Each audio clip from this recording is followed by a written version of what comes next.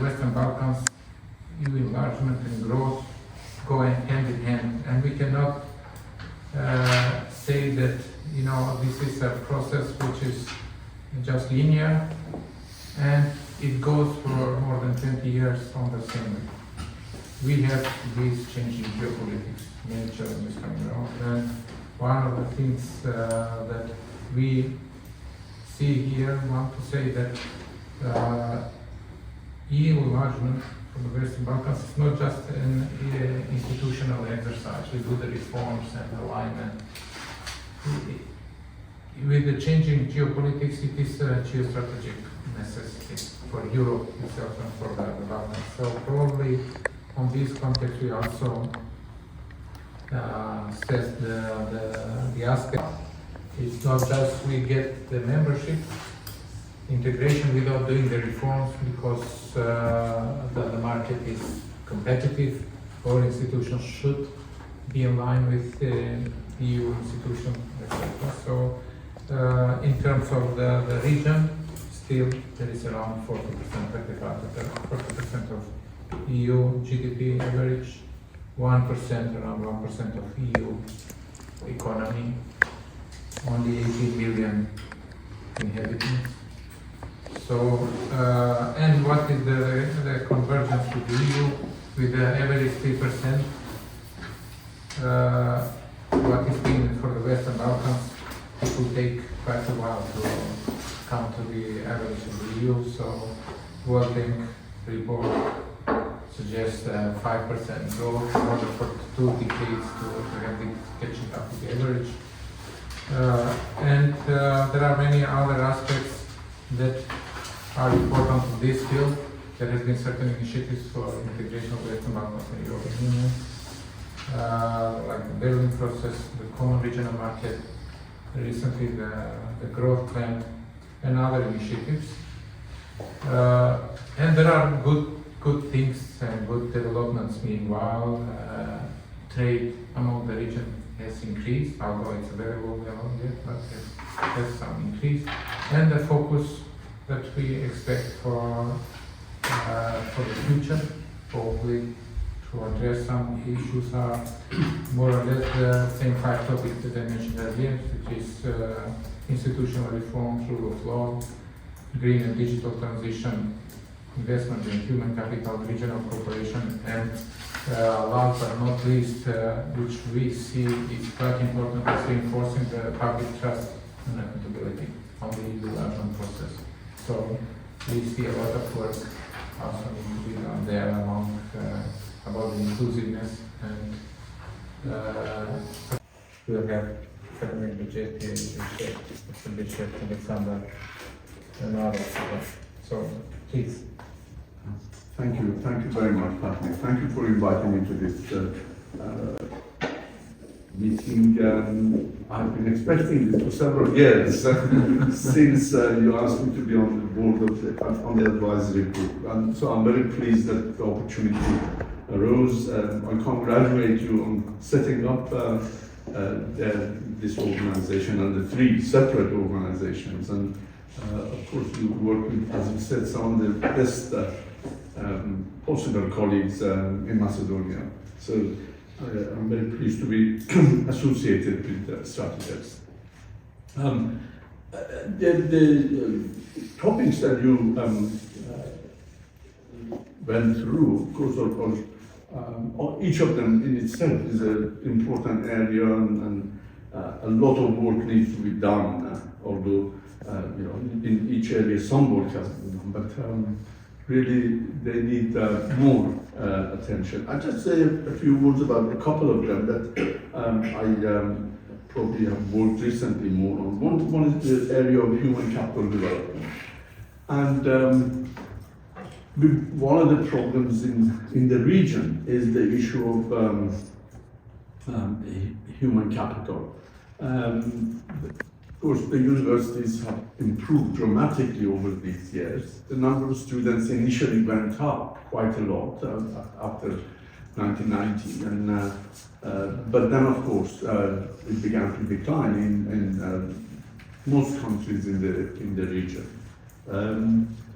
But the quality of education has not necessarily kept up with the expansion in the education system, particularly in terms of responsiveness to the needs of the labor market. I was involved in several university programs and projects funded by either the Tempus program or the capacity building part of the Erasmus program. And our main objective in those was really to try to come up with plans and activities that would improve the students' knowledge of the economy and also how best this can be integrated in the curricula.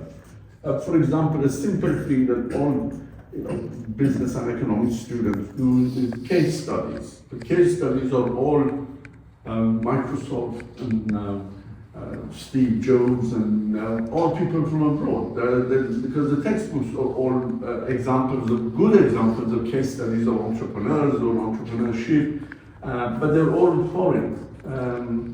In this project in Kosovo, we worked with 6 universities and decided that one of the things we should do is to produce case studies of Kosovo companies, so that people can teach them instead of teaching Microsoft and Apple and these others. And some step was taken, and then this was meant to be used in the university as textbooks in management courses, marketing courses.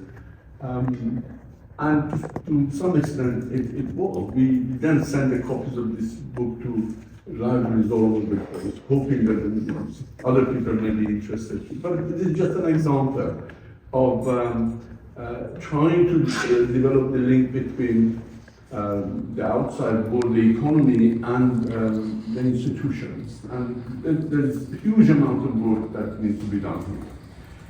But at another level, pre-university education is also important. This is where the educational training comes in, the VET programs. In some countries, for example, Kosovo, again, I was involved in a couple of projects related to VET. There are more students in technical, in vocational schools than in gymnasiums. And that is a good sign. Of course, a lot of them want to get a qualification that would enable them to emigrate. Unfortunately, the objective is not in the national interest, but the fact that students think about job markets and go to VET schools is a positive thing, I believe. Unfortunately, the VET schools don't have the capacity to train these people properly. They haven't got proper labs, they haven't got the facilities to provide vocational training to all students as required by law. They're meant to spend certain amount of time in industry. But the VET schools don't have enough connections with the industry to facilitate these students getting training there. I believe that, and I'm also aware of the situation in Albania, the total number of students is not like also greater in VET school, but still a large number of young people go to VET schools. And there is a lot of room to improve the capacity of VET schools in all of this. And I think probably, although I don't completely know the details of the needs in Macedonia would be similar in terms of links with the industry and the facilities and capacities of VET schools. So really from university education to secondary school education, there's all room for improvement.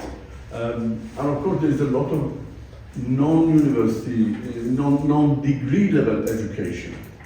One area which, again, I got involved in it recently is, and this is becoming very popular in the EU, is what's called micro-credentials.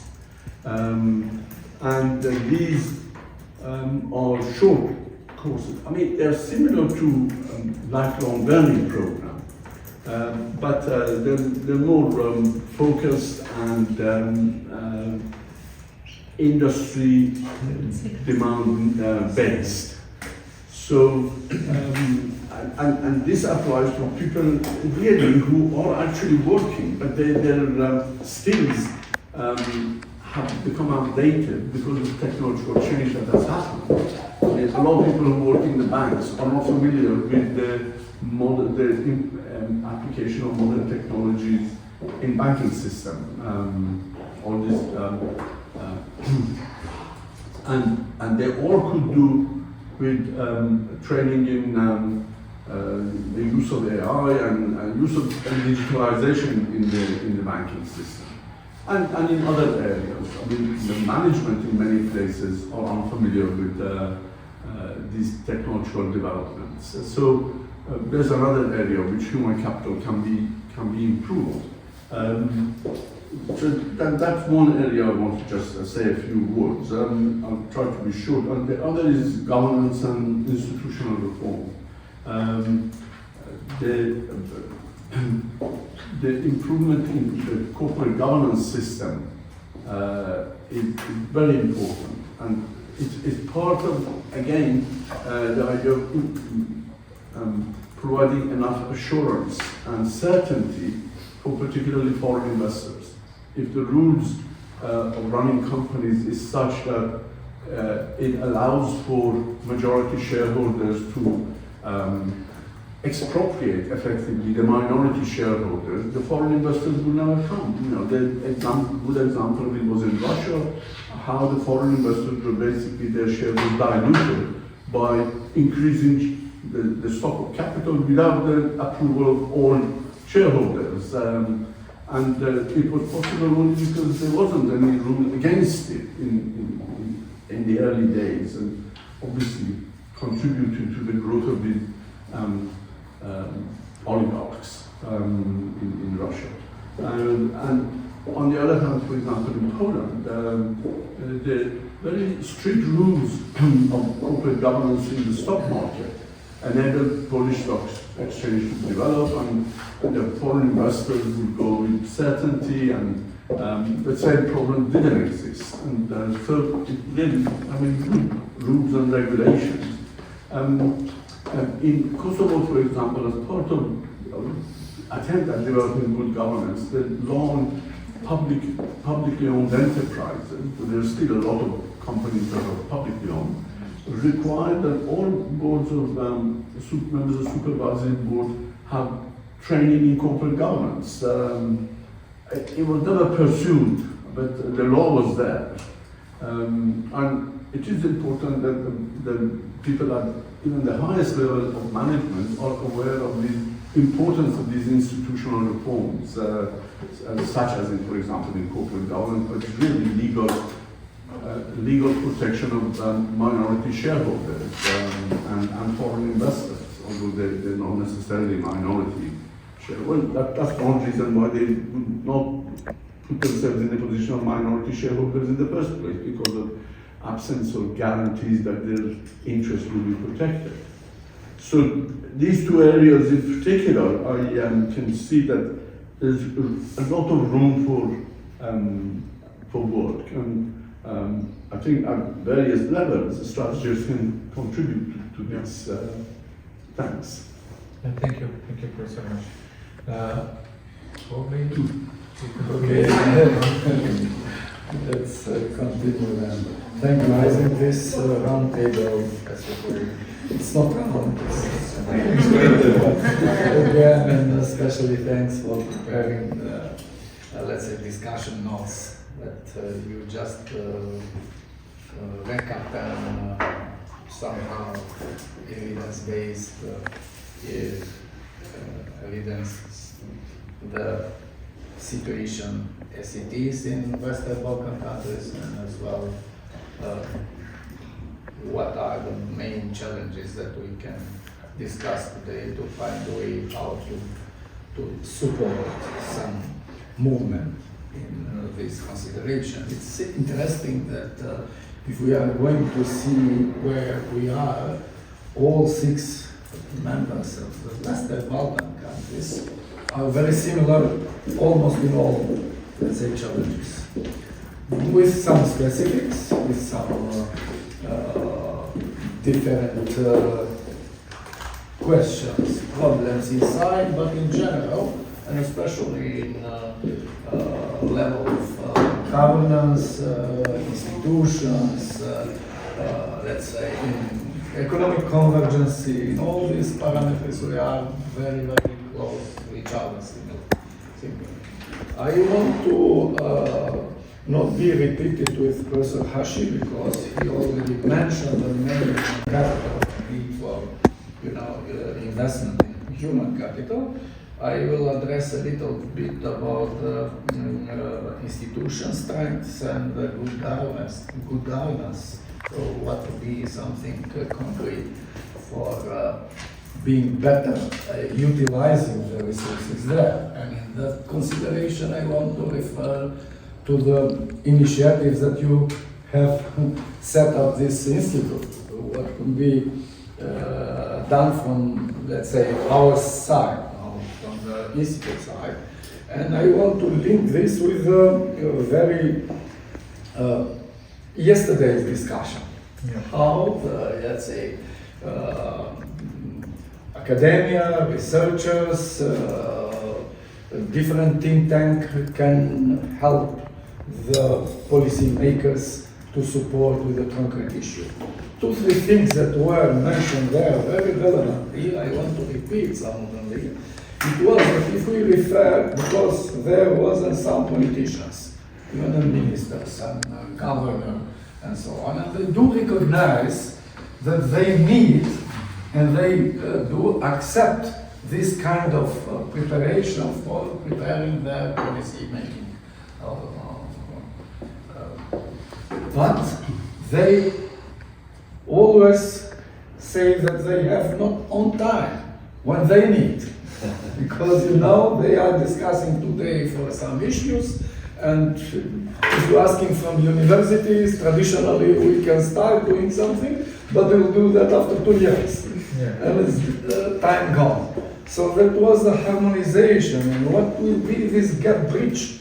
I want to be more practical in this issue, that exactly the think tanks can do that. And this one is for that. To come to more concrete in this consideration. For example, last week we were with the World Bank, all the Western Balkan countries in Podgorica, but preparing us, for different analysis and research, especially to the fiscal policies, starting from debt sustainability, assessment, projection of growth, and all these things. And I asked, for example, the leader from the World Bank who was organizing this, why they are not pushing, for example, in other countries to establish the fiscal council. And it was initiative 2 years ago. For example, in Albania, there is no. In Kosovo, there is no. And the answer was very interesting. Even in Kosovo, we don't need that. Why? Because we have 2 think tanks, very strong, GAP. It's a GAP think tank, that they are doing even better than fiscal councils. I say, don't compare with us. If you are comparing with us, of course, we are just Christian. But no, joking. But I saw the interest that we need to have much more this kind of organization, much more flexible, then they can do even something not faster, but and even better.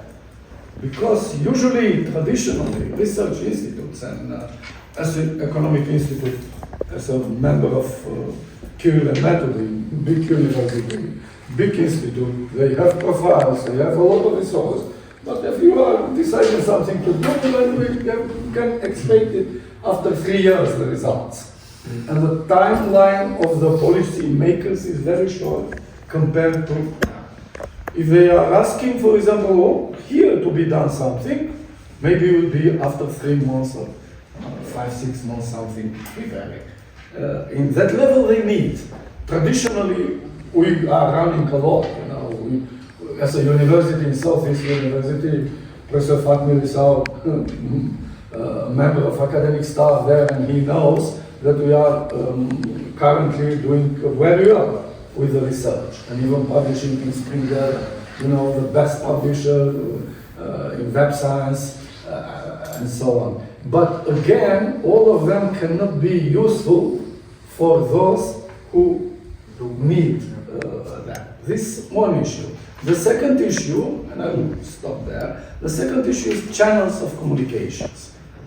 Because again, institutions who are producing these kind of things and policy makers have to communicate something through these channels. You have to go in the direction of institutionally communication, not very fast, and they are not so efficacious. These two things may be bridged better in the approach like this. And again, these think tanks and the institutes always has to be linked to the institutions like universities, like institute. We are speaking now much more focused on the socio-economic aspects, but there are a lot of other aspects, let's say pure political aspect, pure cultures aspect that we need much more, but I guess that these are the issues that we have to address and to take consideration if we are seeing what we can improve, what we can do something faster. Although, you know, we have to do all these things for our homework, not for that Europe is requiring. Considering the geopolitical law of you now better than me, geopolitical circumstances, Europe can say tomorrow, okay, we are deciding for the reasons that we know why we are deciding to bring you all Western Balkans in 2032 in package in EU. That would be more, maybe politically the most wishes decision. But I think not really can help us, because we are not really prepared at home for that. If they are not changing or reset up in our minds, our behavior, at the end we will continue. Otherwise, we are not problem from Europe. We are there. In terms of our weight, economically, 1% of GDP to that is nothing. 4 or 5% of population is again nothing, because we are there. Every day we are there and so on. With all these domestic problems, we cannot make solution. In this aspect, in different topics, because this kind of think tank cannot be prepared and having human resources wide range. As universities has, of course, because we have different faculties, different study programs, you know. But in this aspect that you have, you must be much more efficacious, efficient, cooperating with them, engaging, and of course, very fast they are publishing this. And I think that they are contributing even more than some universities in the time. Yeah. Thank you. Yeah, thank you very much, Professor Bexheti. When you mentioned this on the context of the possibility, theoretical possibility for strategic interest for region to be part of EU and then for readiness. I knew one of the quotes I was just checking to make sure that you know, this philosopher Seneca, he mentioned this, what is luck? It will be a big luck for the region, but what is luck? When assessment preparation meets the opportunity. So to have that luck, getting this 2030 as a region in EU, we have to be prepared. So otherwise, no, thank you very much. I think probably Professor Bishev, you would like to add something from your views on these topics that we are discussing today. Thank you very much. It's a pleasure to be here and to participate in these strategies talks. And from different angles to analyze how growth of the Western Balkans to be accelerated and to converge with EU. And even the topic is really accurate. And today, to discuss for economic reforms is really a brave issue because everybody talks for politics. And I would discuss the topic, what is the capacity of institutions of Western Balkans to perform reforms and to utilize the funds that are already existing within EU. But first I will start with what I believe are mutual goals of all 6 Western Balkan countries. First, we would agree that becoming functional market economies is key priorities for Western Balkan countries. That means to have adequate institutions, governance, regulation, and infrastructure. Second, to accelerate growth and living standard, and of course, with this to converge to EU, to find anchor for their security and stability, because all of them are small countries, and once again, that's EU. So by converging and becoming closer to EU, they are increasing their security and democracy. So becoming closer to EU is guaranteed to not only to be more economic prosperous, but also for greater security and democracy and rule of law. And these geopolitical current developments should create incentives on both sides, on Western Balkan countries and EU, this process of convergence and becoming closer to be accelerated. And fifth goal, I would say, to reverse the migrant outflows from all countries. A recent survey presents that 75% of young generation wants to live any Western Balkan countries, 50% are already living, and even older generation, 30% wants to live. And what are available instruments for such acceleration? First is the economic and investment framework of the European Union for Western Balkans for period 21-27. And only IPA pre-accession assistance is 9 billion euros. Growth plan, which is integral part of this, is 6 billion euros, out of which 2 billion are grants, 4 billion are concessional loans, North Macedonia is 750. And Western Balkan Guarantee Facility is up to 20 billion. And the guarantee facility is for public and private investments, and they should enable lower interest rates and also attract investors which believe that region is risky. And how much it was utilized. And first of all these funds are conditional. We know they extend either grants, either concessional loans based on reforms.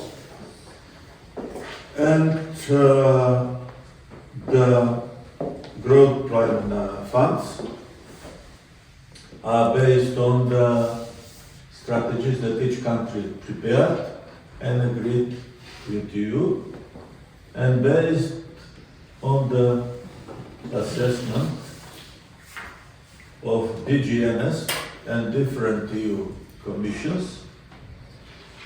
With end of September this year, on average, Western Balkan countries are expected to implement 50% of the agreed criteria to get the funds.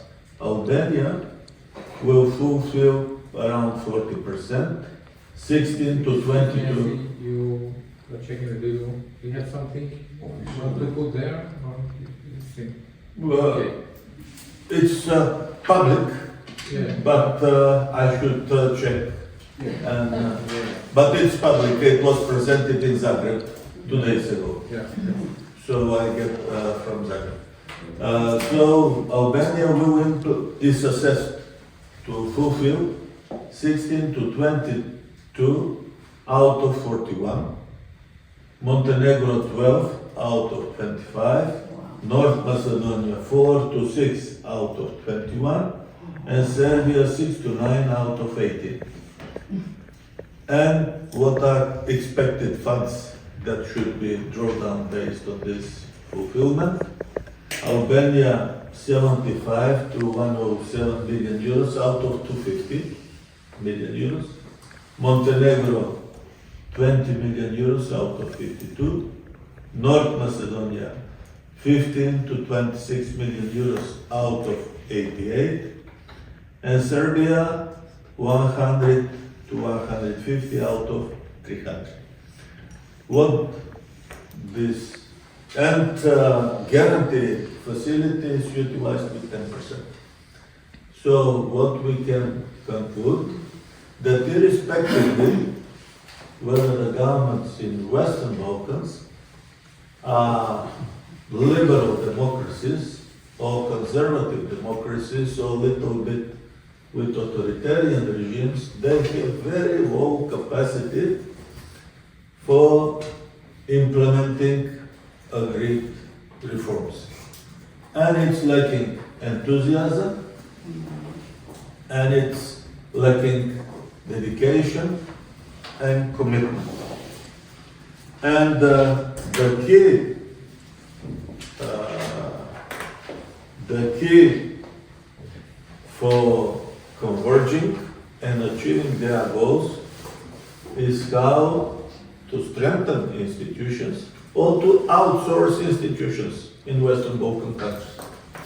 So, what Abdulmenaf Bexheti discussed, whether we need private institutions to shift part of the government functions, or even to international institutions.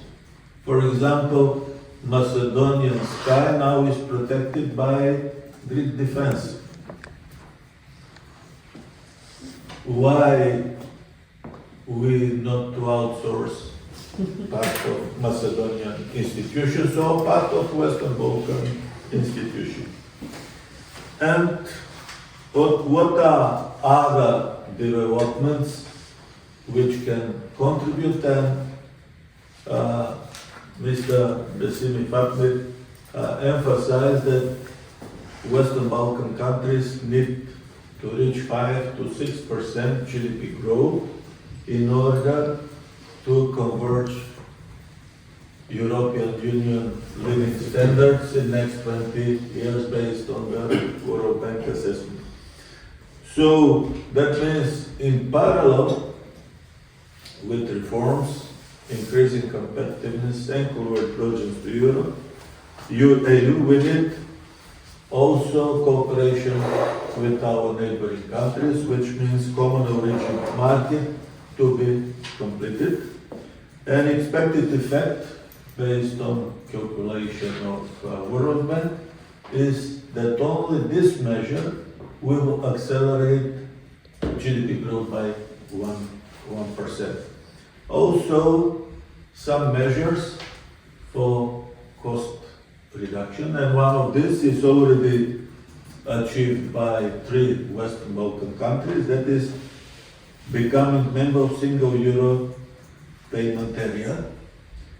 That means to have fast, efficient transfer of funds towards EU countries and vice versa for low costs.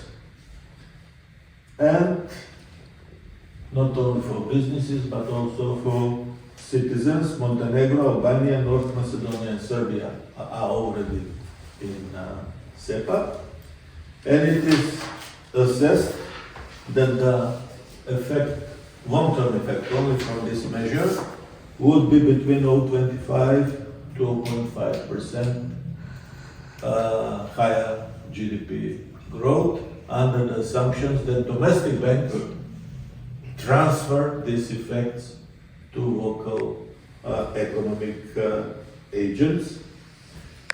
Third measure, that is from side of the European Union. Today everybody is talking that we should have to pay 30 euros for 33 years, but that means border crossing becomes digital, no queues, no rows.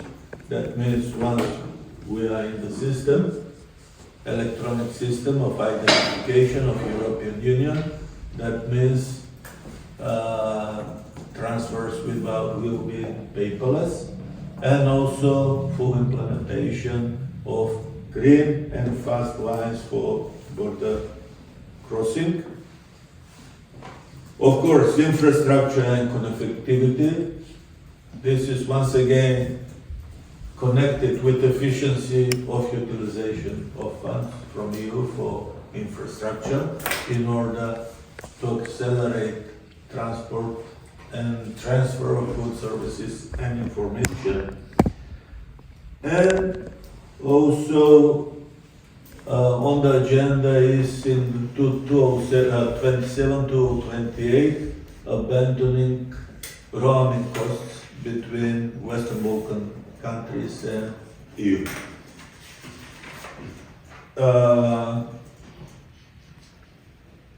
Estimated effect also is that once all Western Balkan countries become either EU members, either very close to EU members, that available funds that they can draw from EU are between 5 to 6% of GDP, which currently is on the level of Croatia.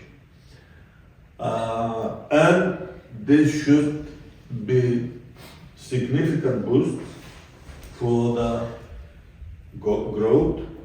Expected boost of GDP is between 2.5 to 3.25. This is assessed and not based only on the funds that will be drawn down, but also that countries became functional market economies. That means with relevant institution, regulation, infrastructure, rule of law, green economy, smart economy, what we used to say, and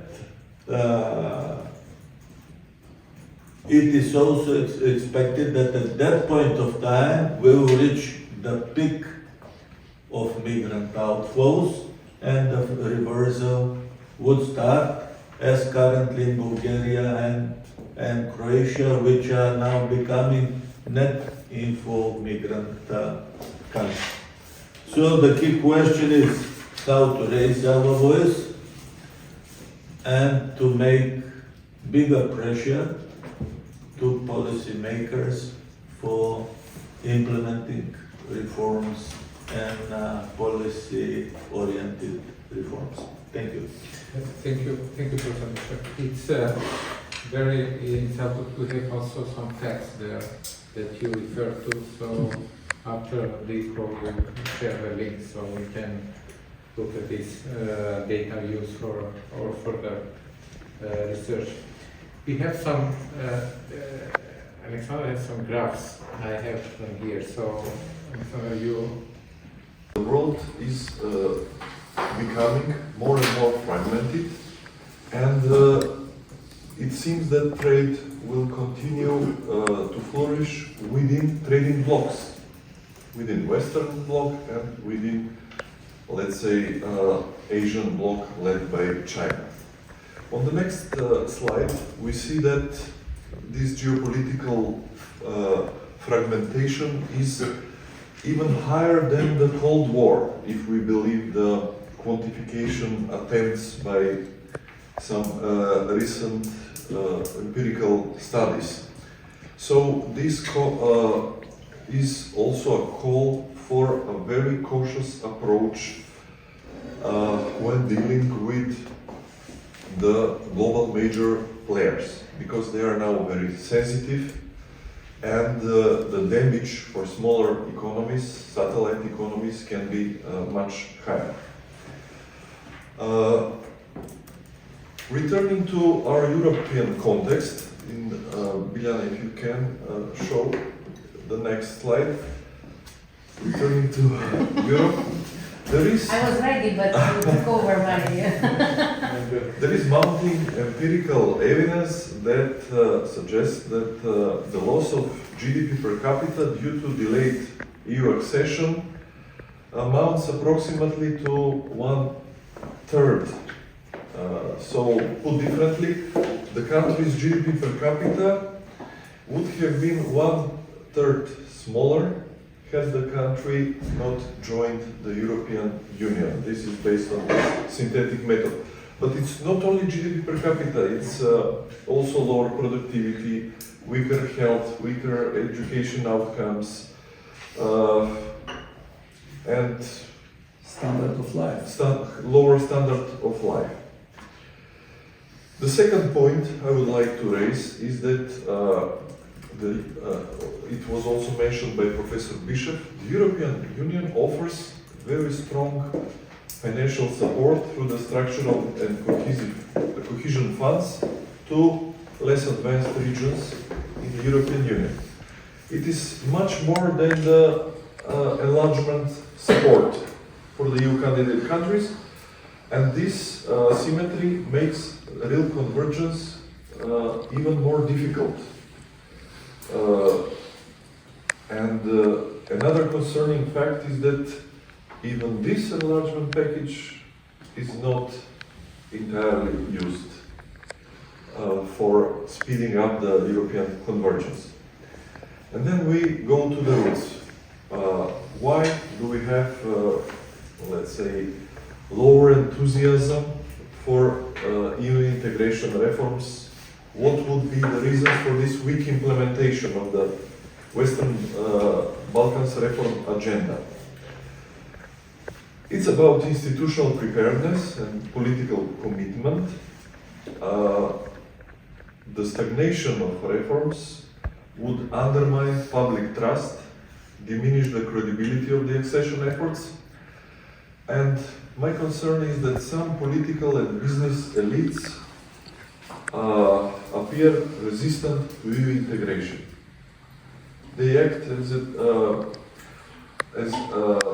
not very supportive to the integration because this would entail more transparency, greater oversight by European institutions, reduced opportunities for corruption, reduced rent-seeking behavior.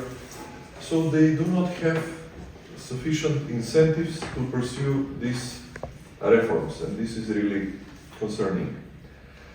We have seen recently attempts to strengthen the transatlantic economic partnership with the United States, with the United Kingdom, and this is positive strategic development, but it cannot substitute the European integration agenda. Because we live in a fragmented world, if we want to exploit the benefits of the European integration, we have to fully exploit the opportunities offered by the European single market. In that sense, we see, at least for our country, heavy concentration of our trade with Germany. And Germany now faces economic stagnation. This calls for higher trade diversification, even within European Union, for more trade with other EU member states, so that we reduce the heavy dependence on the German economy. And finally, as Academician Bexheti mentioned, the rationale for implementing these EU-driven reforms is beyond the accession process. These reforms are needed for us. They are valuable for the country with or without union, even in absence of a clear timeline for EU membership. At the end, I would like to propose maybe to consider the opportunity to have a joint policy paper by all speakers today. Maybe that would be an interesting attempt to raise the public awareness on the implications of the delayed EU integration process. Thank you. Thank you, Alexander. Also for sharing these graphs. It's very exactly different when you see it, visualize it. And I was thinking if also to come back afterwards on these issues that have been discussed. Now, you know, we have given out some views on this issue, having all the experience affecting our thoughts, and also our professions, all we were economists. So we'll do a bit slow transition, economy and integration. Dragan, he has economic background, he's economist, but he all his life he spent on EU integration. I mean, your professional life and the public service for the country. And then we will move to non-economics, EU integration, and then non-economics, something on governance, politics, and so we'll see then afterwards how the discussion moves and come back to the next round. I'll try, you know, taking into consideration your time, I'll try to make it till 12 o'clock if you agree, so we don't spend all day here with discussion, but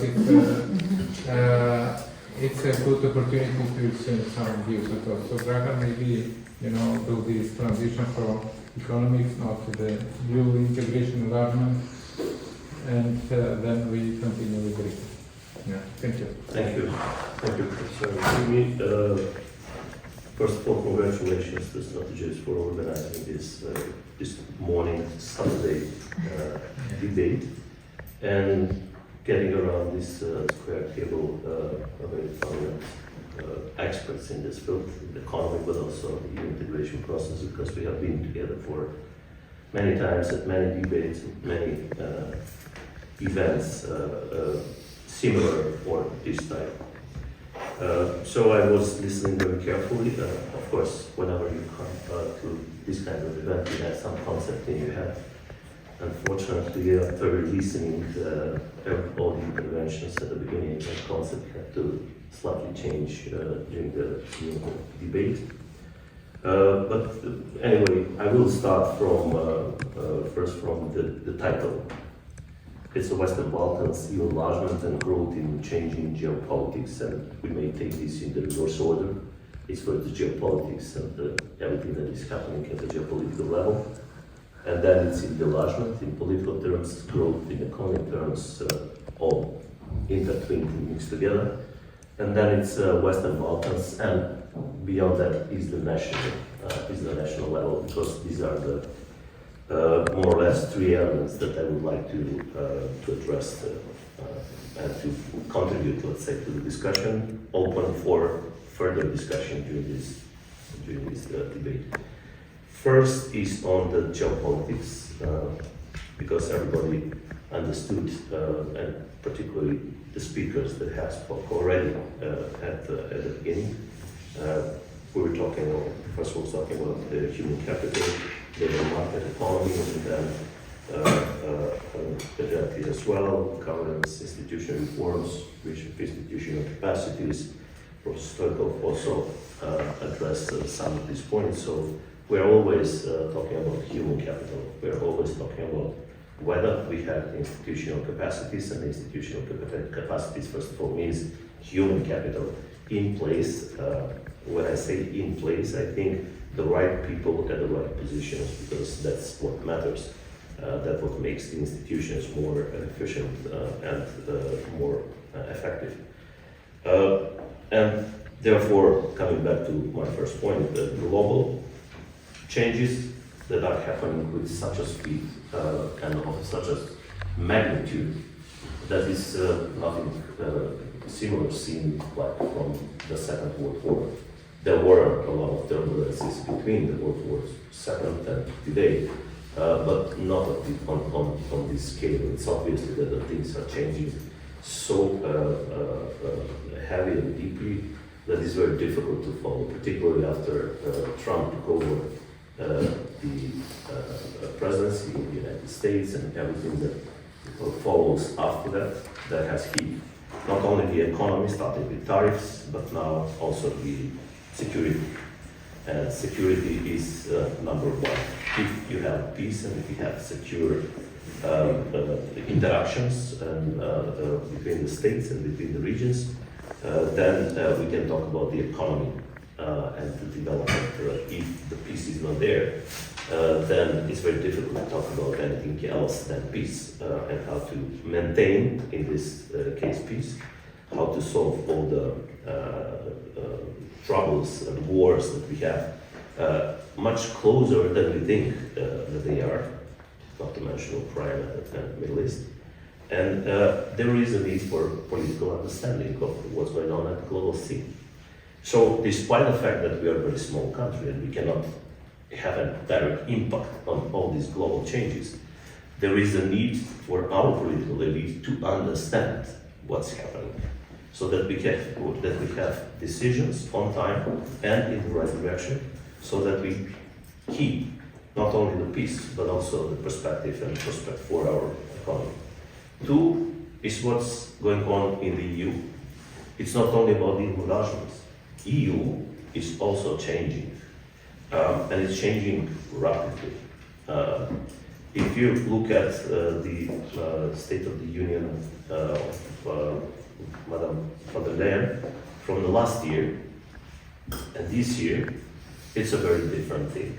Last year, she was talking about EU perspective, economy. She was talking about the enlargement process, merit-based system, and so on and so forth. Of course, Ukraine was also on the subject as one of the key subjects, but the paradigm, the direction was different. This year, State of the Union is very different from the previous year, and this is the speech, I'm sure you're all aware, a speech on annual basis that she delivers in the Parliament, where she actually draw the frame, the order of priorities for the European Union for the coming period. Then we have the regional aspects. In the region, the things are changing as well.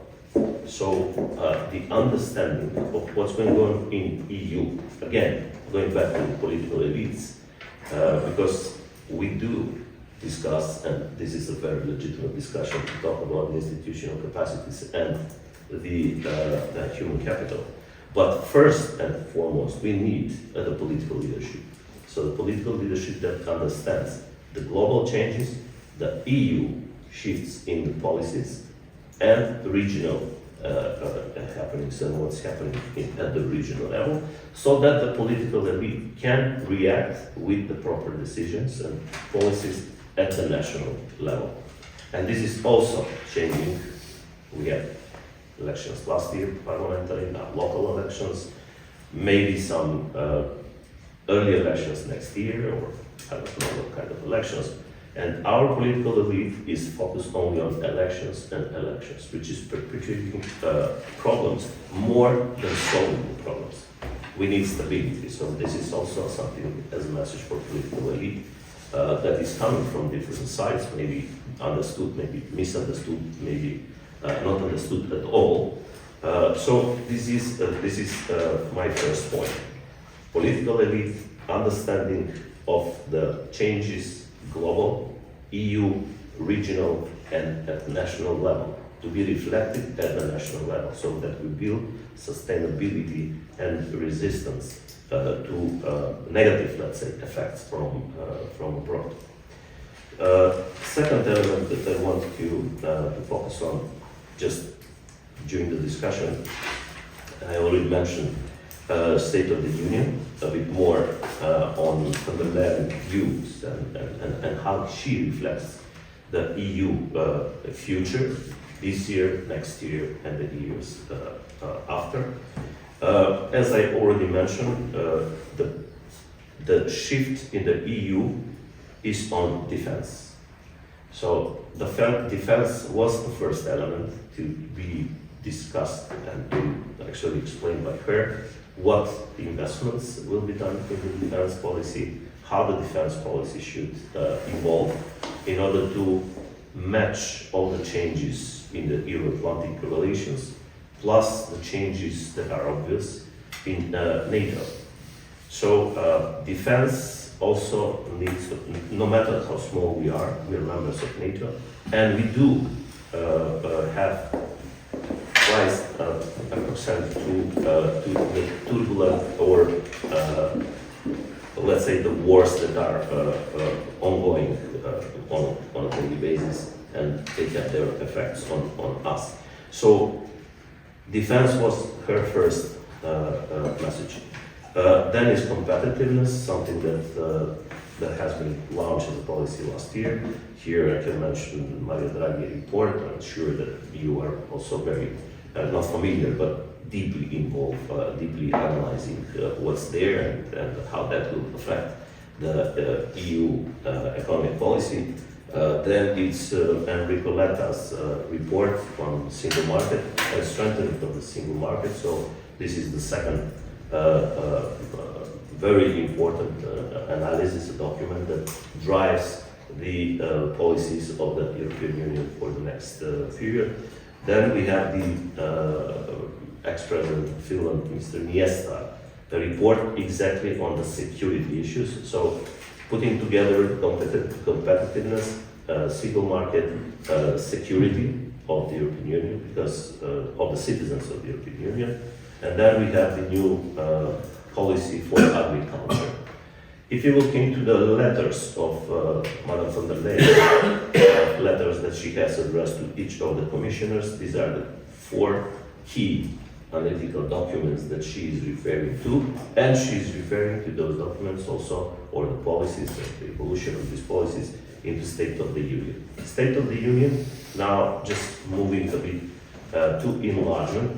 It's a very different, I already mentioned that, but it's a very different approach that she is launching, and I don't have a feeling that our public has grasped that, caught that change, and it's a tectonic change in the enlargement process.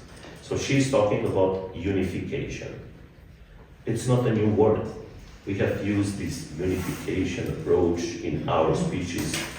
Drita knows, I know, we have been addressing this, like we don't need enlargement, we need unification. It has not been accepted by the European Union backward, but now she is actually launching this new word. It's a new word, but it's a new approach, unification. What is behind the unification is either you belongs to us or not. Either you choose strategically to belong to this union, respecting our values, or choose something else. I'm not saying choose the other side, but choose a different relations with the European Union. So it's a breaking point, either with us, full, or we will make some new, different, let's say, frame, political and economic and trade with you, and if you feel more comfortable with that.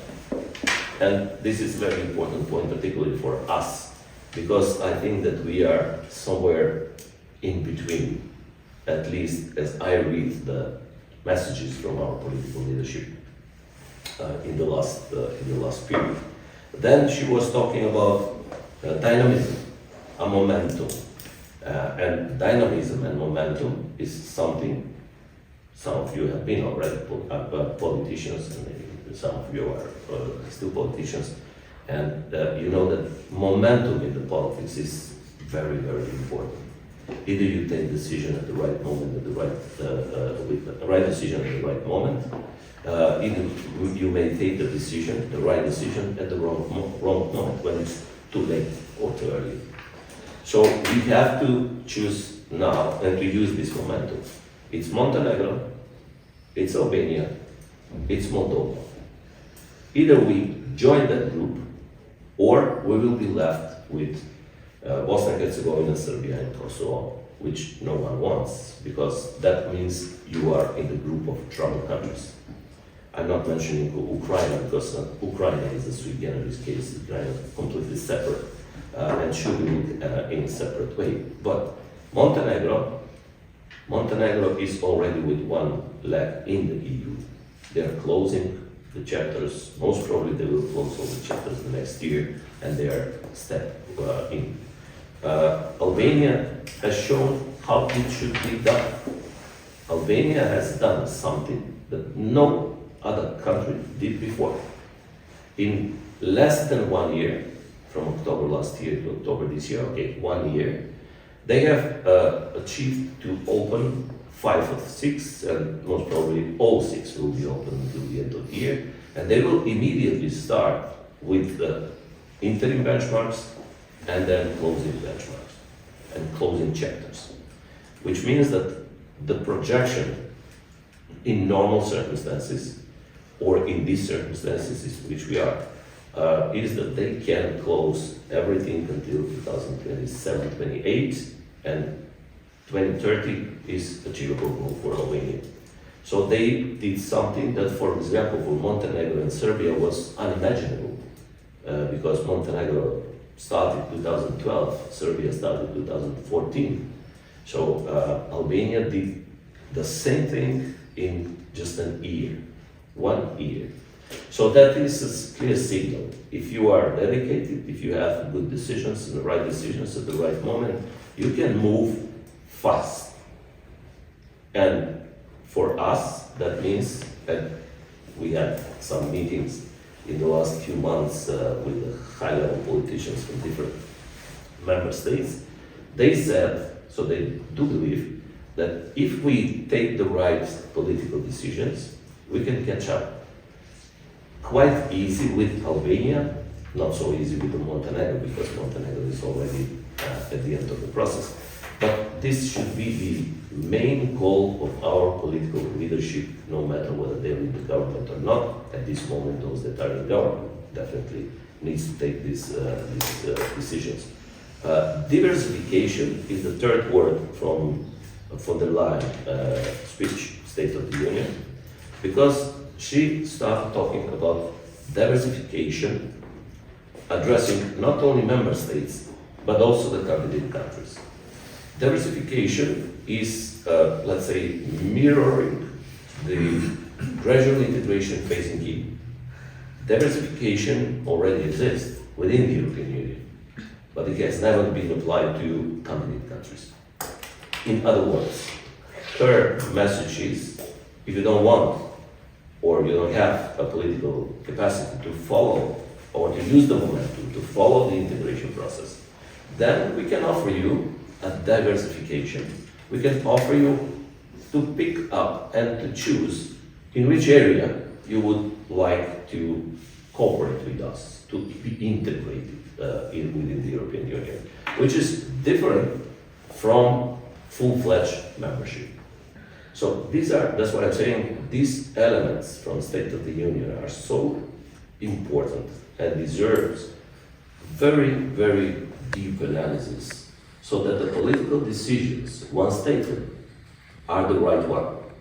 Otherwise, one mistake and we have been there already, one mistake in the political decisions may throw us in the group of problematic countries, and we don't want to be there. And the third point is Macedonia, where we are. I'm not going into the chronology and details, but it's obviously that Professor Bishev and Professor Stoichkov slides showed it very clearly. We have a potential. We have IPA, which IPA 3, for example, 21-27, 2021-2027, is around 600 million euros a package, which is substantial, and those are grant money. We have already, IPA 2 out IPA 3, lost 140 millions so far, with a risk to lose more. So if we really do not absorb these funds, then something is wrong with the political decisions and absorption capacity of the institutions, or both, most probably both. Then we were talking, and you were talking about the growth plan moving quite well, because growth plan is a regional aspect, but the reform agenda is a national aspect. And on the reform agenda, this data that Professor Bishev has shared are most of them public in the scoreboard that has been published just less than a month ago. And the scoreboard is showing where we stand. Scoreboard may, and I do hope, will be approached not only by academic society and academicians and those that are close to this process, but also by the journalists, because the government obviously needs some push. The government needs to be pushed by academic society and by the journalists, and then of course by public opinions. Because I used to say the honeymoon is over. We have been good in smooth transition between old and new government. We've done it. We have been good in paperwork, because Ministry for European Affairs has a substantial capacity already accumulated here. So we have asked for getting first to withdraw the pre-funding, and we have been probably clever enough not to focus too much on the first year, because everybody knows that the first year is the most difficult year. But we have spread that over 3 years until 2027. All the reforms and priorities, the steps, 37 reforms and 136 steps. So each of these steps are pulling some money or are opening a chance to use the money. And the money, as was said, 6 billion euros, 2 grants, 4 loans, 750 for us, for Macedonia, for our economy, I would say. What is the problem? The problem is that our absorption capacity is very, very, very low to prepare the projects, to do the reforms, and to withdraw the funds. So I'm repeating, very, very, very low. We don't have projects. One, we have to do the reforms, and some of the reforms are quite tough in economic and social terms. And once you do the reforms, you accumulate the funds to WBF, that was the Balkan Investment Framework, and then from there you pull the funds to finance your large infrastructure projects. Maturity of our large infrastructure projects is comparing with Albania, Montenegro, and Serbia at the lowest level. Which means that first we need to do the reforms and to implement them so that we can pull the funds. And 2 is infrastructure projects that we need to have ready, matured, and we don't have them. Or we don't have them enough, or we cannot prepare them until September or December 2027, that's tomorrow, so that we can absorb the funds. So again, coming back to everything that was said, institutional capacities, human capital is crucial, and I'm always adding to that the political leadership and the capacity, administrative capacity or human capital capacity of the political parties. Want it or not, the political parties are taking So over. that part, Irina is waiting. I'm finished. I'm finished. No, I just wanted to say that we are always talking about the institutions and institutional capacities, maybe here and there forgetting that Yeah. political parties, when taking over the government or the power, they are appointing most of these people. So if the political parties do not have the capacity, then we cannot talk about the social capacity and institutional capacity. Thank you. I'm sorry for taking No, people away. thank you, sir. Thank you. So, as I mentioned, we continue now on EU integration process. Drika, some experience back here. So, Drika, your views on probably for the topic, it would be useful also maybe something what you see there as what we're talking about, the leadership, about the will, about the capacity, in Ukraine and Moldova. Probably that can help us to make some comparison here with what we are doing. Of course, in our examples as well. Thank you. Well, first of all, thank you. Let's be part of this very distinguished panel. And yes, also I had a concept in my mind when I read the points in the topics, but then hearing professors, it just got clearer actually. I didn't have to change it because I came to a conclusion we still are dealing with the old problems and the solutions, for the solutions we still speak in a very generic way. I mean, Professor, you mentioned human capital. Professor Bexheti talked about traditional approach, and that's where I immediately in my brain connected it with my new experience, let's say, in Ukraine and Moldova. And then when Professor Bishev mentioned the growth plan and the reform agendas, it actually pushed the button, and I almost felt cold. I need to react, called out to react, and of course Mr. Stoikov and Tilya with the very well, let's say, given the bigger picture and how we should act upon this locally. Yes, try to do all this under air raid alarms and Russian meddling your elections. So my starting point was going to be it's about political will, but also one of the conclusions. And this is not just what I've seen in the recent year. I was in a way lucky because my transition from state secretary, national coordinator of the growth plan, or as they were calling me, the screening lady, to two countries that were just starting the process was very natural. And I had I've had the opportunity to, for a year literally, in both countries, do the screening once more, do the preparations once more, go through all the chapters once more, and to see what works, what doesn't work, to advise what not to do mostly, in order not to fail, and what to do. I also act as advisor to the chief negotiator of Albania for the Eastern Partnership. So somehow really it gives a picture of how we can make use of what we know as being in the process in an Odyssey-like journey, but also we can learn from when the game changes, when the big game changes, actually you should definitely adopt to those changes. And I think we're failing in a way to do that. But I want to go on a positive note and connect it to also my personal experience. When we started the screening, when the big door kind of opened, I remember Diana said, hey, it's going to be difficult. People have been hearing all kinds of processes, chlad and this and that. But I remember at the end of the process, he said, kudos, because 1,000 people from our institution said, yes, we're going to do this.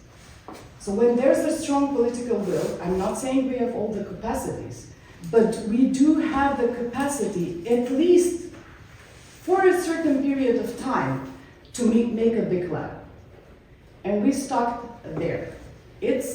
And don't quote me on this, and Albania as well. I mean, we did part of the explanatory screening together, and we were far more advanced. You know, when you gave those percentages of how aligned we are, Albania was far behind. So Dragan mentioned some of the high levels in new member states that we can catch up. I can guarantee you we can catch up.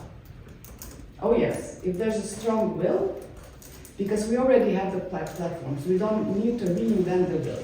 But Professor Bishev, you mentioned the growth plan and the reform agendas, and you really pushed the button. Because I was appointed a national coordinator, Professor Desimi was then co-chairing together, so it was a political leadership with them, the Deputy Prime Minister.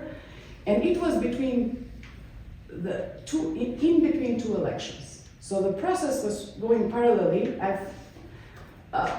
Actually, this is the first time I'm talking about this in more details, but back then we discussed, we said, look, there's a need for strong political will.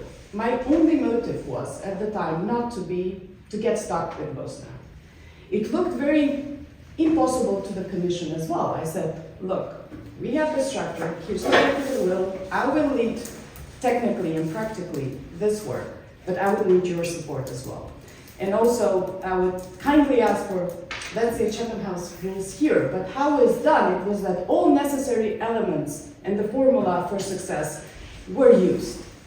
All the measures were designed in cooperation with the Commission, with our institutions, and there's nothing new that. All these reforms, requests for reforms, are repeated in every enlargement report. They were presented in the National Council for European Integration, which is a platform for consensus, but also smooth. I'm very proud that it was the only thing that survived as a process, but it was not, it didn't just happen.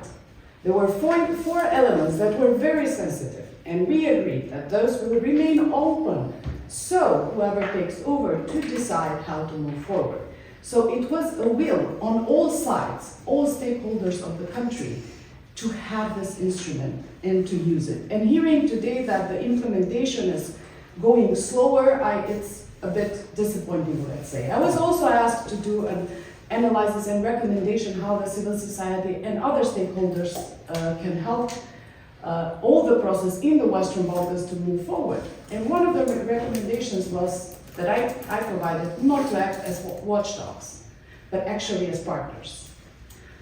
Obviously, not everything that you propose can practically work, but I think it is possible. Because if I zoom out a little bit from North Macedonia, while working on the reform agendas, we had all these high-level events on the growth plan and reform agendas. Also, when I heard SEPA, I was very happy that we were part of that one was prepared, and now it will be implemented, which means it goes beyond people, beyond governments, beyond our positions. So, except for strong political will, there should be a consensus, and we should base our decisions on processes, not our individual thinking of our mandates. So, handful of people we worked from the Western Balkans on the reform agendas. We had excellent cooperation. But now, as I see also the implementation in the other countries, it's, let's say, more or less slowing down. Going back to Moldova and Ukraine, specifically, I can start with, say a few words about Moldova. So I've been there also throughout the year, supporting this process, building the Bureau of European Integration, and they had a great challenge, the elections, which was gonna change the course or let Moldova continue its very enthusiastic EU path, let's say. And when discussing with people or hearing from different stakeholders, everybody was very skeptical and afraid, let's say. But they showed that people are wise. And this brings me to the whole society approach that Mr. Bexheti mentioned. I was talking to them about 3 models, how to engage the civil society, also Ukraine, But both countries, what did they do? They said no. They were super open. They have in their negotiating groups civil societies, academia, already in the group. They openly shared everything, every step that they were doing to show that it's not a government business only. So when you're open and transparent, you're also fragile because you can be criticized for every step. So I don't want to take up more of the time and give the floor also to my dear colleague, but I would say for me, and from my experience, I think the first thing to be defined is the goal. Whether it's this government, previous government, if it's a clear goal. You know, as different stakeholders, this is what we should ask the government. What is the goal? Because once the goal is clearly defined, we have all these people, all this instrument, we do not need to reinvent the wheel. We have all the instruments that we can use to use the money, to implement the projects, to build the capacities, if we don't have capacities, to compensate capacities by the private sector or universities. So the most important thing is to ask what the goal is. Once we decide what the goal is, I think we can, not easily, because it's easier said than done, but at least we will have a clear path on how to move forward. Thank you. I have one question. Moldova and Ukraine are in early stages. And based on your practical experience, what do you think the tip for negotiations and implementing reforms, for example, for growth plan? Again, the question? The team, reform team. There, in those countries. Or In Ukraine and Moldova, it's early stage, I would say. But, for example, for some countries that already passed the process, it appeared that the same stuff remained from the beginning to the end of negotiations and joining the country new. And you several times you mentioned that instruments, measures of the group plan were adopted based on consensus. What do you think is part of the solution, the team, the core of the team? To be appointed via consensus without white judges, without possibility to be removed once the new political government is created? yes, very good point, actually. Yes, I do believe there should be, except the strong political will, a clear goal. This should be matched with the, let's say, correct capacities and with the institutional memory. But not necessarily always the same people, because if we do not create, let's say, capacities that will follow up this, because, you know, people, I don't know, grow old, so we've been 20 years in this process. I mean, when I re-met my colleagues in SEA after 15 years, I was surprised that we all turned out great. But I do believe that, yes, core teams are important, but it's equally important to disseminate this within the system. So this becomes the goal itself. So it cannot be, for many, for example, growth plan, it's now a ministry thing.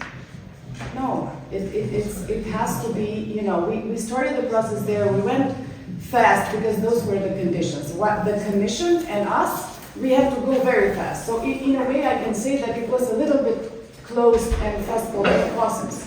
But but in the process you need to include all, not only our institutions, that it's their work, so they don't feel it as an extra burden, but also other stakeholders. Just be open and transparent.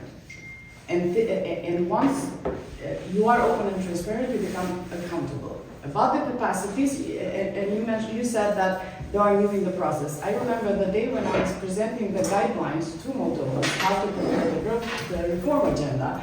It was the day when in Skopje there was a briefing to the journalists that we are ready to take the first tranche. And then I received a message from 2 journalists. They said, kako se osjećaš? Работеше на ова, не ме спомнува. Реков, баш како што треба да се осеќам. Затоа што мотивот беше ова да биде нешто beyond us. Така да, важно е стварно да се изградат, тие капацитети да продолжат, меѓутоа исто така да се изградат капацитети што ќе можат to follow. Ja sam 30 godina u takvoj poziciji. Get used to that. Well, yeah. The leader of government just to share something. Ще дойде. Чекаме. Интересно за нас, например, ова што казва Гроф планът и пошто правим на транзиција до governance. Ова што го зборам, администрација, капацитети, тоа е важно, секако е важно, тоа да се оствара. И тоа што е исто така е важно, тука се спомна контекст на political will, leadership, taking responsibility. What is interesting on this specific case on growth plan? No, we can talk on the papers read, but feeling the heat when things are happening. What's going on? We were in between 2 elections. I was co-chairing, Rita was national coordinator, Deputy Prime Minister for European Affairs was with me co-chairing on this plan. And all the experts were there, Gagan and other institutions that were involved, thousands of... and what is there? We had a lot of pressure going to the campaign. I was head of the campaign on our coalition, chief of that. My agenda, you can imagine, you have 10 parties in the coalition, you have to coordinate daily things, had the budget which was going on regardless you do, and then you had growth plan. You had to bring ministers on the table, you have to negotiate politically with prime minister and other party leaders, and at the end of the day, after you read this, you have to bring everyone in the room. I remember we were talking in the room. Then, after you have this with process, and the day before you go, not the day, a step before you go to the government to approve it, you have to negotiate with the opposition. So we have to arrange meetings with the opposition and share the development. So all these things, should happen of course. So we today having the document which is inclusive, which should be beyond the party interests. And at the end of the day, how much this belongs to, at the end of the day, we are democracies, sovereign countries, where at the end of the day, whoever are the politicians, they calculate who is going to vote for them. And then, I think here on this, what we are talking, on this chain, we have to raise the awareness among people, the voters. They make the pressure to politicians, probably Elena with governance, this with president, because experts or those we will explain what is the relevance of the process. Political will may be there, may not be there, depending on their program priorities or beliefs. But at the end, the one who pushes, as you mentioned, the button is the one who will make a circle and voting it. So this is also our challenge, how these ideas we communicate and go straight to the point to those who are the sovereigns, those who have the decision on their hands. And this is, okay, it's easy to say, but again we need institutions to make this political process. Sorry, Elena, I want just to make an intro, and this triggered, the discussion triggered me some reflection, which I thought is useful to share with you, how things look from the preparation stage from political point of view. So, Lina, please. Thank you first for the invitation, for the very productive and insightful discussion, and addresses and to Professor Hashi for joining us here. Welcome to the country, and it's a pleasure to have you here. EU integration is a complex process, and all of the speakers addressed various aspects of the process and all points about what is needed in order to improve on this process. If we, I would like to take a look at it from two macro perspectives. I may not have so many concrete recommendations, but something to, so we can have a bit of and you can have a bit of an outsider's perspective on the whole process. And even from a business perspective, if EU enlargement, if EU was a big company like IBM, Apple, what have you, it was making an acquisition of few companies from the Western Balkans. This is a very cost-effective process and goal for this large company. So, from the aspect, from the perspective of the EU, this is a long process of 20 years, which is still no sign. In the bank system, Professor Bishev now better operatively how that is. And that was the main topic, applying artificial intelligence. And they just informed me that it's been accepted in the International Journal of Innovative Technology and Interdisciplinary Science, Scopus. What we have found there, but just this, not to underline how it's important, but just in this, transactions, if we apply through because it was a dynamic stochastic general equilibrium model, Professor Desimi and Professor Alexander know that, again making through the simulation of Monte Carlo methods approach. And we found there that the distribution among the credit, among the loans, will be increased and faster for 60%, including artificial intelligence. We find that the cost of borrowing will be decreased 38.3%. Doubled the rate of approval of credit, of loans, in shorter time for double period of time. And at the end, the impact of the growth in gross domestic product until 2040 for the countries include, we mean Western Balkan countries, will be 1.9 trillion euro for next 15 years. So imagine that even these are estimation, calculation based on empirical project. I will send the paper because it's now just accepted and will be publicly open to see that how much is impacting future artificial intelligence in all these aspects. So just to underline. Yes, thank you. No, this is an introduction.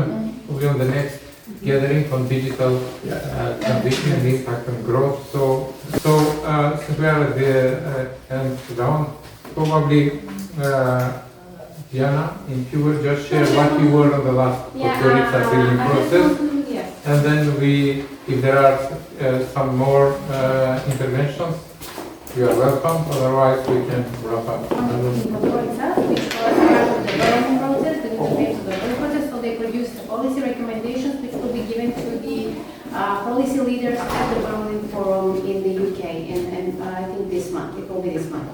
So after hearing all the discussions, I just have to note that the discussions here are in line with the discussions and the conclusions there. And I try to summarize in 2 sentences. The conclusions were that the Western Balkan Pact for Stability and New Integration depends above on accountable governance, regional cooperation, and inclusive reforms. So we cannot advance without independent institutions, civic participation, and consistent application of the rule of law. So civil society, media, and youth must move from the margins to the center of the policy making in order to ensure that the reforms are transparent and they are people driven. So we all know and are aware that something has to be done. We just have to find the most effective way to do it. So that was all. I Yes, wanted to thank you. mention, Thank you. yeah. We made the first inputs to the discussion. I want to thank you all that, the topic is very complex, it's also broad, but we tackled only the challenges on the and some views, as I mentioned at the beginning. This is a collective knowledge from the experience that each one in the table brings in this discussion here. If you want, what we are going to do, as I mentioned at the beginning, we will try to put these thoughts in one paper.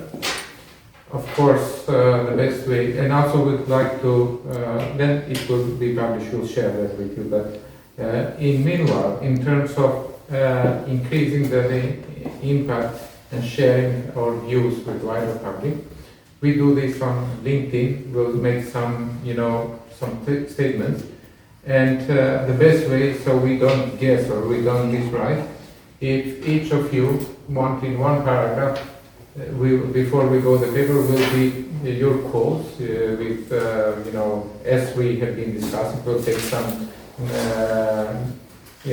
good snapshot of from the videos and put the quote, so it will look also, the visibility will be in a way that it catches the ideas, and we will share this with you. So I would kindly ask you if you can just, even today is better, while it's still the ideas are fresh, one paragraph of your thoughts, so if you want to be quoted. And then we, from the video, and we will do a short summary, we'll have a short paper of maybe 2 pages, not more than 2 pages, just what are the discussions from this, and that part we will share with, let's say, with development partners and agencies in the country, the region, EU division. Also, we will add to that, if you agree, also the quote that we put on LinkedIn, it will be attached to the paper. So, and the idea is we will list who has been contributed to this discussion. So this is the way how we communicate to the policymakers, decision makers, but also to wider public, to the social media. And if we can manage now, we'll make also short video clips from what we have been recording today.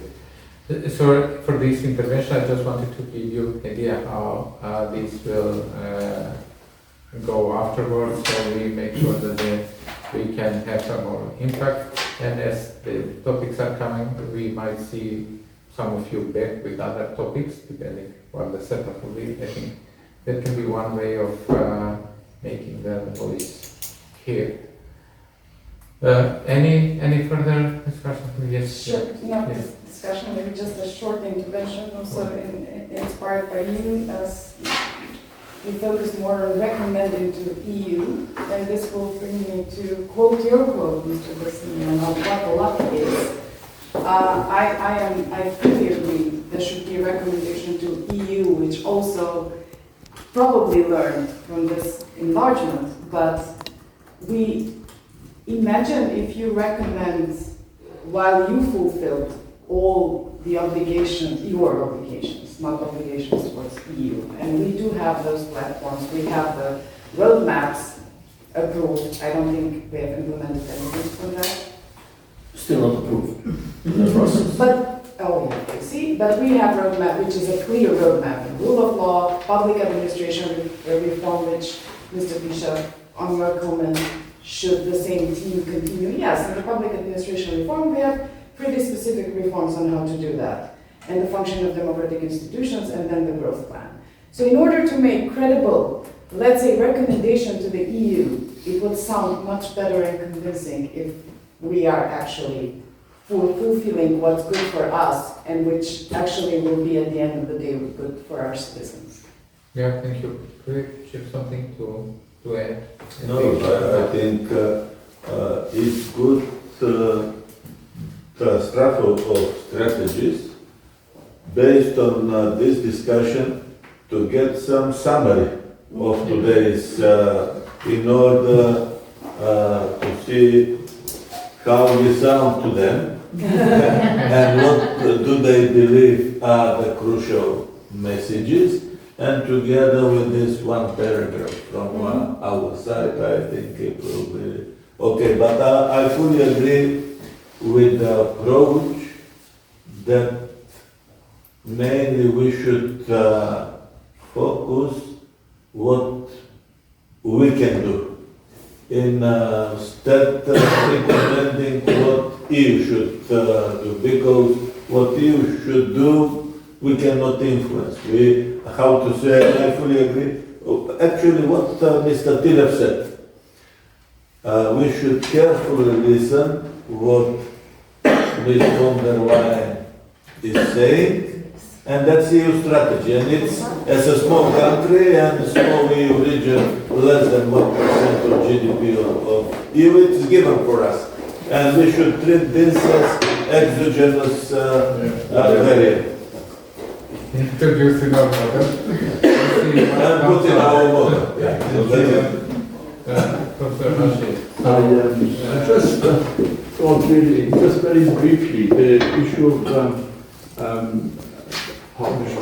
publicity and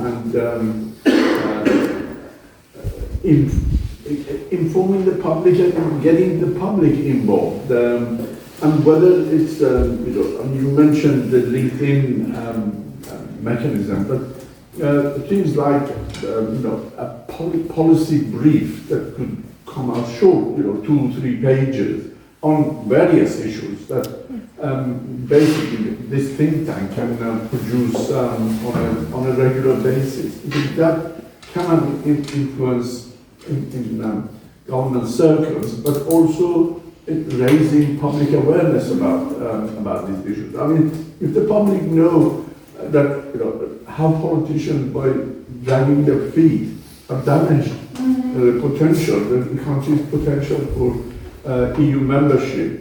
I mean, they, as I said, they might vote differently, but do they know, what is being missed? I mean, at one point during the long period of the government in the 2010 before 2020, there was that situation that really things were deteriorating in Macedonia completely. But then there was a vote and people changed it, and that is very important. And press release, I don't know whether that is a vehicle that can be used here. The press could also be a vehicle for publicizing these issues. Yeah. For today, it was our kickoff, and we wanted to, to have feedback and some thoughts. Since it is the first one, and the second is local elections are in 2 weeks. I still smell politics when it comes out in the media, so I didn't want this process to the very beginning to be taking a color that we do in this or the other way. So I wanted to develop this, the credibility of this thing. So for the first time, we go on this social media, streaming, discussion, see much more, having the experience with the media in the past. One thing is what we think and how we say it. The second is how they accept it, and the third is how they present it.